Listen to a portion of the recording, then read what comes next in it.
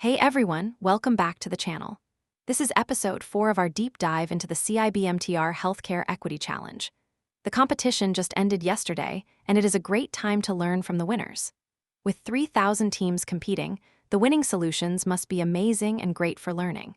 If you've been following along, you know we've already covered the exploratory data analysis, dug into tree boosting techniques, and explored pairwise ranking neural networks. Today, we're putting it all together by deconstructing the competition's second-place solution. What makes this approach so fascinating is how it combines everything we've discussed so far into a sophisticated ensemble that achieves both high accuracy and fairness across different racial groups.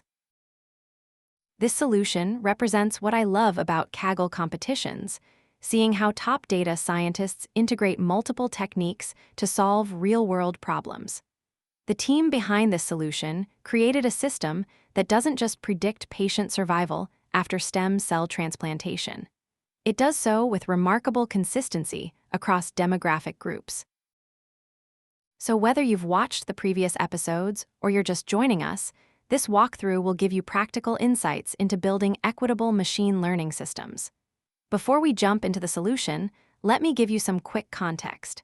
The CIBMTR competition focused on predicting survival after hematopoietic cell transplantation, or HCT for short.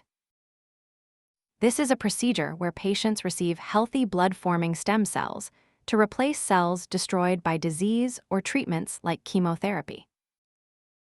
The challenge was twofold. First, you had to predict if and when patients would experience an event, which is usually mortality in these cases. Second, and this is crucial, your model had to perform consistently well across 6 different racial groups.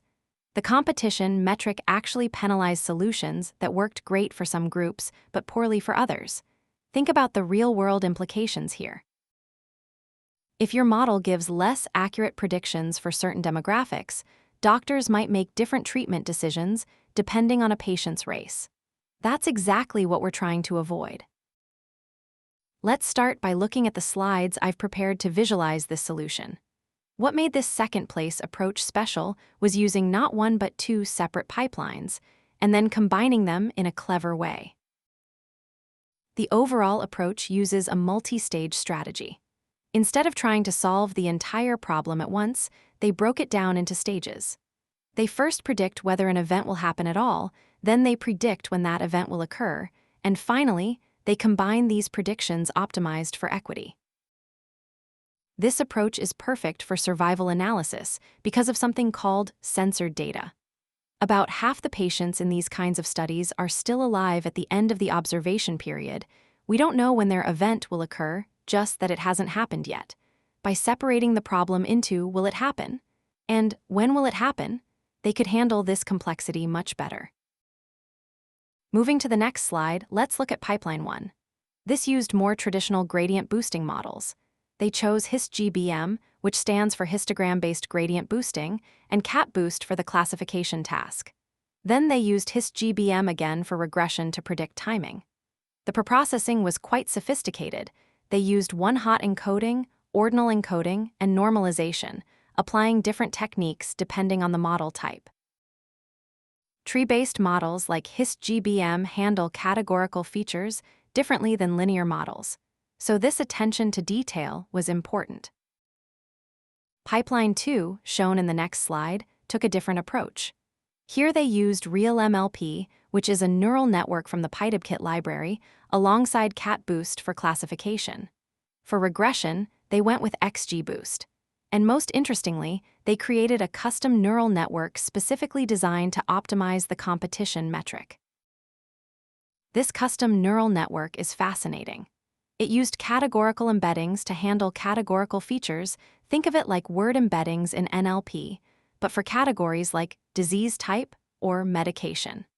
It also incorporated ODST layers, that's oblivious decision tree layers from PyTorch tabular, which combine the strengths of decision trees and neural networks.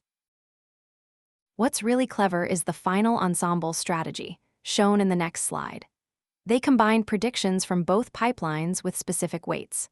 From pipeline 1, they took 30% from the HistGBM classification and 20% from the CatBoost classification.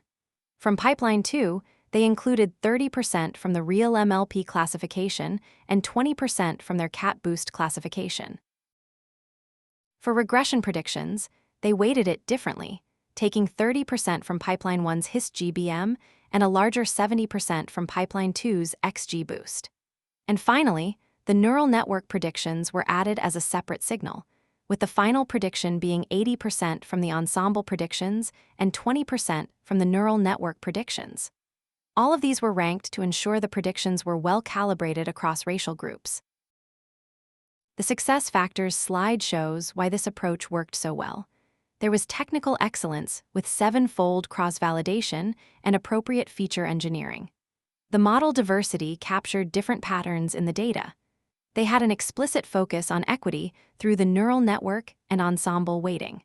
And the ranking-based calibration really helped ensure consistent performance across all racial groups. So what can we learn from this incredible solution?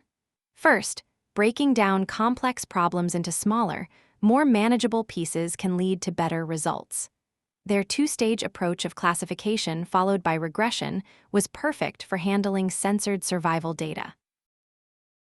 Second, model diversity is powerful. Different models capture different patterns in the data, and ensemble approaches can combine these strengths.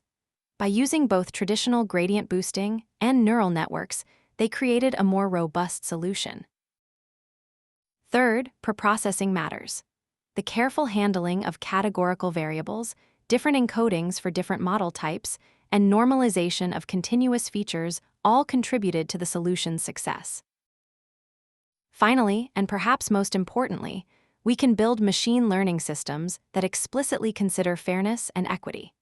By directly optimizing for consistent performance across groups and using techniques like ranking-based calibration, we can create models that work well for everyone. This approach has applications far beyond healthcare. Whether you're building credit scoring models, recommendation systems, or hiring algorithms, ensuring your models work fairly for different demographic groups is both an ethical imperative and often a legal requirement. I hope you found this breakdown valuable. If you're interested in implementing some of these techniques in your own projects, I've included links to key resources in the description below. If you enjoyed this video, please hit that like button. It really helps the channel. And if you want more deep dives into cutting-edge machine learning solutions, subscribe and hit the notification bell so you don't miss out. What other Kaggle solutions would you like me to break down? Let me know in the comments below. And if you have any questions about this approach or how to apply similar techniques to your own problems, drop those in the comments too. I read all of them. Thanks for watching, and I'll see you in the next video where we'll continue exploring how data science can make a positive impact on the world. Stay curious.